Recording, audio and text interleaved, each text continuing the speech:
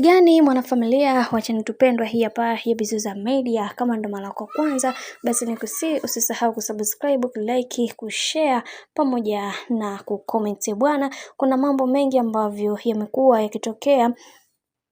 katika kuhakikisha maisha yao yanakwenda kuwa sawa, na wengi wao waliweza kuzungumza mengi wakisema ya kwamba kiukweli kuna vingi ambavyo tumekuwa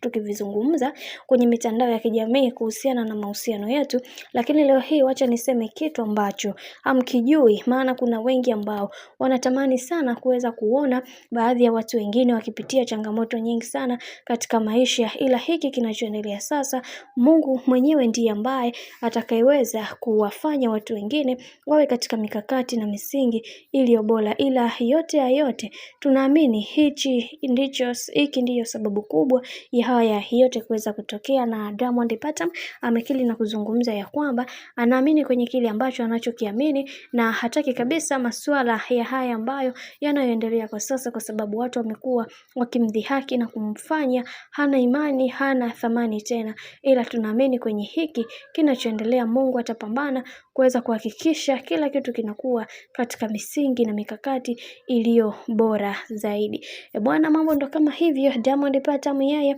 ameweza kuzungumza kwa namna yake kuweza kuhakikisha mambo yake yanakwenda kuwa sawa, ila kwa upande wa haya ambayo yanayoendelea kiukweli yamewafanya watu wengi wawe katika mikakati ambayo sio imara, na wengi wao waliweza kuzungumza ya kwamba kwenye hiki tutasema mambo mengi, kwa sababu tunajua hawa watu wanarudiana saizi, baadaye